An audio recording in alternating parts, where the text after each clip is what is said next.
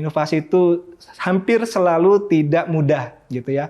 Banyak obstacle, banyak hal yang perlu di-manage sehingga itu bisa berjalan secara perlahan hingga bisa diterima gitu ya. Nah, Krippendorff ini juga dalam bukunya yang dipublikasikan mengidentifikasi itu menjadi apa istilahnya 7 barriers gitu ya. 7 halangan internal innovators untuk melakukan inovasi dengan baik gitu ya. Dan dia menariknya menyingkat jadi akronim INNOVATE gitu ya. INOVATE gitu ya. Jadi kalau bahasa Inggrisnya innovate, dalam bahasa Indonesianya berinovasi gitu ya. Nah, apa saja sih itu? Mungkin tadi sebenarnya juga tadi sempat disebutkan gitu ya. Yang pertama tuh intent. Atau intention, niat gitu ya. Bisa jadi ya. Bisa jadi perusahaan udah banyak yang makin sadar ya. Wah, kita bikin program inovasi dong, didampingi konsultan, ada yang mandiri juga gitu ya. Apalagi 5 tahun terakhir semakin marak design thinking, populer banget gitu ya. Yuk, design thinking, berinovasi. Dan sangat mungkin juga ketika program itu hadir, nggak semua orang punya kesadaran yang sama, semangat yang sama gitu ya. Enggan gitu ya, enggan dari dalam dirinya, nggak punya intention yang cukup kuat untuk berinovasi. Ada yang udah lama pengen inovasi, akhirnya dapat fasilitas, ada program. Tapi ada juga yang ngerasa, aduh hidup saya masih baik-baik aja kayaknya gitu ya, males banget sih. Orang udah karyawan tetap. Ikut program. Biasanya gitu, udah karyawan tetap, udah terus kenapa lagi sih harus inovasi? Extra effort nih, extra miles, capek banget. Yang sekarang aja udah capek banget. Dan intent itu, atau intention akan sangat menentukan banget. Ketika intentionnya belum kuat, itu jadi barriers pertama dari internal innovators. Jadi ketika ada mungkin sebagian dari kita yang merasa belum butuh berinovasi, ya itu perlu melihat kembali itu. Jangan-jangan kita saat ini melakukan sesuatu udah cukup baik gitu ya. Tapi jangan-jangan itu nggak cukup baik untuk memastikan kita dapat kesempatan lebih luas, ngasih value ke perusahaan, dan jalan karir yang lebih terbuka. Jangan-jangan ketika kita merasa aman-aman saja, orang lain yang ngambil kesempatan itu. Apalagi ya. Sekarang lagi marak PHK massal. Iya, apalagi resesi membuat perusahaan mempertimbangkan kayaknya harus dikurangin deh. Nah, yang ketika mengurangi itu pasti akan melihat mana employee yang paling bervalue kan, yang akhirnya dipertahankan, jadi rebutan, dan yang tidak ngasih value optimal ya akan jadi second choice, third choice, ya kita nggak mau lah ya. Gitu. Itu intention yang pertama, I. Yang kedua need, N. Ya. Sangat mungkin orang yang ada di perusahaan tahu, ya inovasi itu penting, saya pengen ikut dong gitu ya. Tetapi akhirnya belum paham kebutuhan inovasi yang paling cocok buat perusahaan. Nah, memang kalau di sini kita harus punya sudut pandang yang lebih helikopter gitu ya. Lebih strategik. Jangan-jangan saat ini kita bekerja, iya tahu SOP, tapi kita belum benar-benar memperhatikan, oh ternyata dari manajemen tingkat atas ada strategic direction loh. Ya, ada arah-arah tertentu yang pengen dicapai oleh perusahaan yang itu jadi penting. Dan kalau kita mau berinovasi harus laras dengan itu. Gitu. Maka ya bahkan surveinya Krippendorff itu 55% middle manager tuh bahkan di Amerika ya nggak semuanya tahu strategic priorities dari company gitu ya. Bahkan middle manager gitu ya, manager aja kadang-kadang saking kerja sibuk, kamu tahu nggak tentang prioritas manajemen tingkat atas yang ini gitu? Oh, saya belum dengar gitu ya, dan sebagainya. Itu bahaya banget ya. Jadi sibuk rutinitas aja tetapi tidak tahu hal yang lebih strategik, yang lebih helicopter view. Nah, Oke. Bentar Mas, aku potong. Kalau kejadiannya seperti itu Mas di perusahaan, apa yang harus kita lakukan sebagai karyawan? Oke, kalau kita sebagai karyawan maka kita perlu kan kita harus tahu juga tuh Mas Gus ya tadi. Ya, kita perlu perhatikan kembali, jangan-jangan sebenarnya perusahaan sudah melakukan sosialisasi atau sudah mengkampanyekan gitu ya. Sudah tersampaikan sebenarnya di meeting-meeting resmi yang itu melibatkan top manajemen. Jangan-jangan kita yang kelewatan aja gitu ya karena sibuk kerja gitu ya. Atau kita coba ajak ngobrol orang-orang yang kira-kira bisa memberikan informasi yang tepat ya terkait dengan hal tersebut. Jadi kita tahu nih, oh perusahaan mau arahnya ke sini, kalau saya mau berinovasi harus selaras. Jangan sampai bikin sesuatu yang itu nih kayaknya menurut kita keren gitu ya, tapi manajemen arahnya yang berbeda. Nanti dipertanyakan, kok ngurusin itu sih, kok inovasinya di situ sih. Gitu. So inovasi yang bervalue itu yang memang sesuai dengan arah perusahaan. Arah perusahaan ya, sesuai arahan top manajemen ya Mas Gus. Betul. Karena manajemennya yang bisa ngelihat mana yang penting buat perusahaan secara besar. Ya. Oke, itu N ya. Nanti yang kedua O. Ya. O ini option gitu ya, atau opsi. Kenapa dianggap barriers oleh Krippendorff gitu ya? Seringkali internal innovators ketika memulai inovasi gitu ya, dia udah punya serangkaian aspirasi ide. Kayaknya bagus nih bikin ide ini nih gitu ya. Jadi basisnya ide gitu ya. Udah langsung. Iya, memang mungkin dia mengalami juga fenomenanya ya, problemnya juga dan merasa kayaknya harus bikin ini nih. Ya, bisa jadi serangkaian ide atau kadang-kadang malah ada kayaknya harus bikin apps gitu ya. Jangan-jangan gitu ya. Dia udah bener-bener punya aspirasi yang kuat banget secara personal dan kekunci di situ.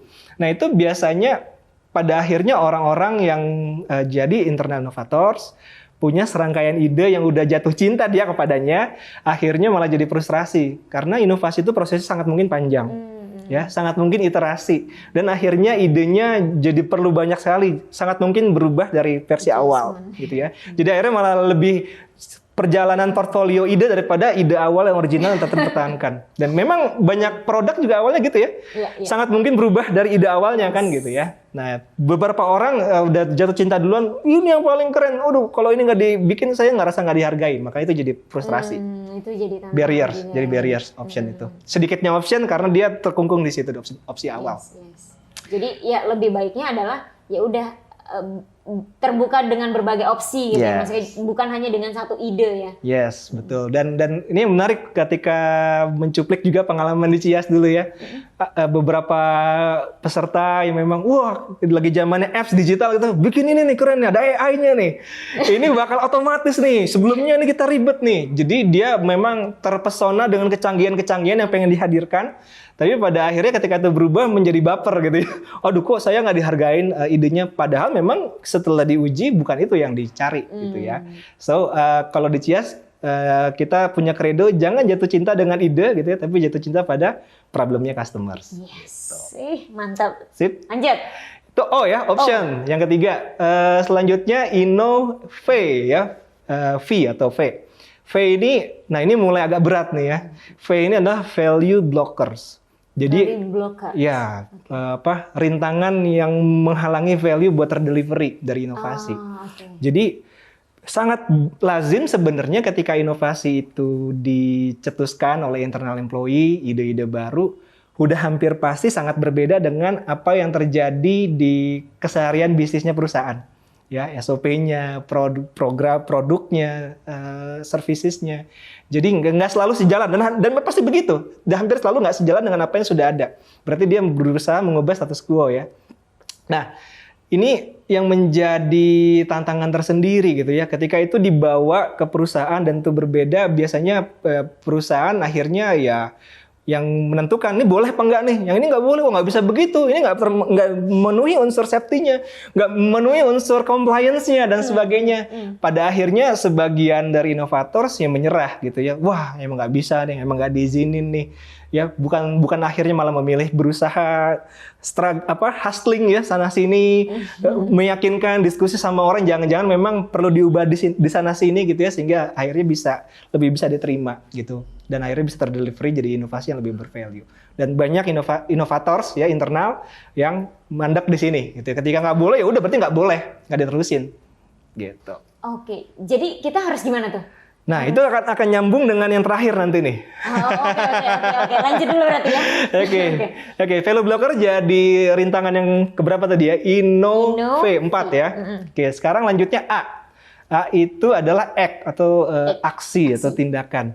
Nah ini juga menjadi bukan kutukan sih. Ini jadi buah simalakama buat perusahaan-perusahaan yang biasanya udah berdiri jauh lebih besar gitu ya. Sekian tahun udah berdiri, sudah punya best practice, sudah punya reputasi. Biasanya kalau mau munculkan ide baru, emang apa buktinya? Gitu. Selalu tanya sama bosnya, mana buktinya? Emang tuh bisa berhasil? Gitu ya, pengalaman ada juga, iya. Perusahaan ya. Perusahaan-perusahaan besar juga gitu. Bahkan kadang-kadang gini, bukan dibukti bahkan gitu ya.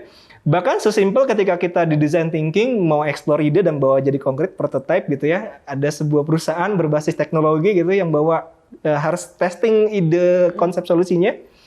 Kita biasanya kan bikin prototype itu yang cepat, murah, mudah gitu ya. Sehingga kalau diubah nggak baper, nggak rugi gitu ya.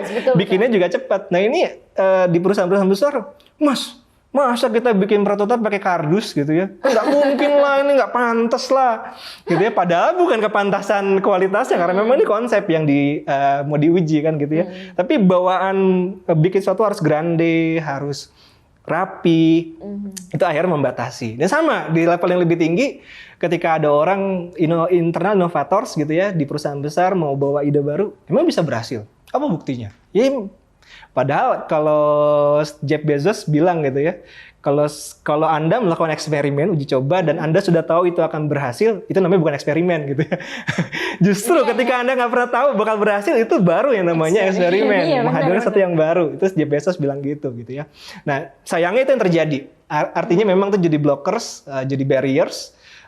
Orang nggak harus munculkan buktinya sehingga dia nggak bisa kemana-mana. Padahal kalau dia nggak action, dia nggak bisa ngasih bukti juga. Kekunci jadinya, kayak lingkaran setan. Nggak bisa tahu apa nih feedback dari customer. Iya, kecuali mungkin dia bergerilya sendiri gitu ya, dengan memanage waktunya, resourcesnya, dan akhirnya bisa bawa bukti itu pelan-pelan. Gitu. Oke. Itu sampai di Ek ya, berarti tinggal 2 lagi ya. Tadi yang kelima, yang selanjutnya T. T itu adalah tim. Tim, Ya. Ini penting Tim nih. itu tim dalam bahasa Indonesia tim. Apalagi organisasi yang besar itu sering punya barriers ini karena organisasinya strukturnya udah luas banget dan penuh hierarki. Yes. Gitu ya, yang membuat birokrasinya ibarat- agak iya gitu ya, apalagi di tipikal corporate tertentu ya lebih challenging lagi gitu ya, lebih sulit. Ini diibaratkan kalau perusahaan besar itu seperti gajah gitu yang besar, yang kalau mau diajak nari gitu ya, berdansa makanya lambat banget gerakannya ya. Ya, suruh gerak ke sini pindah ke sini luar biasa susahnya gitu. Dan itu mempengaruhi juga jadi barriers buat internal innovators. Perusahaan yang hierarkinya banyak, apalagi timnya silo gitu ya. Memang itu spesialisasinya, saya nggak bakal ngerjain urusan kamu dan sebagainya. Itu menjadi challenge, jadi barriers gitu ya. Maka memang akhirnya butuh effort lebih gitu ya untuk bisa berkolaborasi menerobos itu semuanya gitu. Tapi kalau akhirnya menyerah ya sama, akhirnya mandek juga di situ. Ya, timnya masih terkotak-kotak, belum mendukung inovasi. Jadi tim itu menjadi tantangan juga. Jadi lebih baik tim itu apa ya, beda divisi atau gimana untuk membuat timnya? Oke. Mungkin kalau buat perusahaan-perusahaan yang sudah memang set up gitu ya buat program inovasi, biasanya udah lebih siap nih. Dan kita di Cias juga waktu mendampingi korporat kan malah menjadi ciri khasnya tim inovasi itu adalah tim yang memenuhi unsur kolaborasi gitu ya, cross function. Ya, dari berbagai bidang, harapannya bisa mewakili sudut pandang, bisa lebih mewakili banyak hal yang selama ini terjadi, dan inovasi yang disasar bisa lebih komprehensif gitu ya. Dan juga bahkan di Cias itu tidak hanya kolaboratif ya. Kita dalam program khusus juga ada yang namanya Agile Team, Agile Squad, yang itu bekerja dengan lincah dalam tanda kutip. Ada protokolnya yang tidak sembarangan diterapkan, tapi untuk mendukung bisa ngasilin value paling besar dalam waktu yang singkat. Nah, itu yang akhirnya perlu hadir. Cuma memang ketika perusahaannya besar gitu ya, masih seperti apa adanya, butuh ada orang yang menginisiasi gitu ya. Syukur-syukur kalau perusahaan nanti ikut program dan akhirnya didampingin secara khusus ya. Mungkin Cias nanti bisa mendampingi tempatnya Anda. Ya, karena memang kita juga di Cias itu udah beberapa perusahaan ya, bukan beberapa lagi, banyak lah. Banyak sekali. Ya, rata-rata market leader ya di multi industri, finansial. Market leader yang memang tadi birokrasinya luar biasa ya. Ada yang BUMN, yang swasta dan sebagainya, yang macam-macam karakteristiknya. Iya, oke. Oke, yang terakhir. Oke, berarti yang ketujuh ya. E itu environment. Nah, tadi sebenarnya sangat mungkin akhirnya menjawab nih beberapa pertanyaan. Kalau ada barriers yang seperti itu, seperti apa? Ini adalah istilahnya environment, apa ya, kayak barriers yang memang ultimate nih. Ya, walaupun nggak disebut di situ, cuma saya menotis itu sebagai hal yang tidak selalu mudah buat semua inovator. Sekarang butuh banget eskalasi, butuh banget dukungan pihak lain yang lebih tinggi levelnya. Karena environment itu mencakup apa yang ada di perusahaan kita. Ketika kita pengen bawa ide baru, sesuatu yang baru, bisa jadi ada leadership behavior tertentu yang udah jadi di perusahaan ini selama bertahun-tahun. Gaya kepemimpinannya. Lalu gaya talentnya tuh seperti apa di sini gitu ya. Orang-orang ini cara bekerjanya seperti apa. Lalu apalagi ya culture yang selama ini udah terbentuk yang membuat perusahaan menjadi besar. Jangan-jangan dulu perusahaan besarnya karena culture tertentu yang itu berbeda dengan inovasi yang mau dibawa. Akhirnya luar biasa tuh Bentrok dong. bentrok jadinya. Maka environment ini jadi barrier terbesar. Biasanya Oke. bahkan ketika inovasi itu udah lebih matang dan siap dibawa buat scale up gitu ya. Banyak stakeholder di level yang berbeda-beda, ada yang lebih tinggi yang perlu diyakinkan. Maka memang ini adalah kalau bisa diatasi oleh internal innovators, biasanya sedikit lagi akan berhasil nih buat launching gitu inovasinya. Ya akhirnya menjadi skala lebih besar, dipakai dan akhirnya bisa direplikasi gitu. Oke, berarti tadi innovate Ya, kalau tantangan nih. betul itu innovate. Yang terakhir environment. Saya nggak tahu tadi belum sempat membahas ini. Mungkin nanti ada pertanyaan lagi bisa kita bahas gitu ya. Environment ini sifatnya politis dan memang di salah satu forum kami dengan internasional dulu CIAS mengadakan ACIS gitu ya.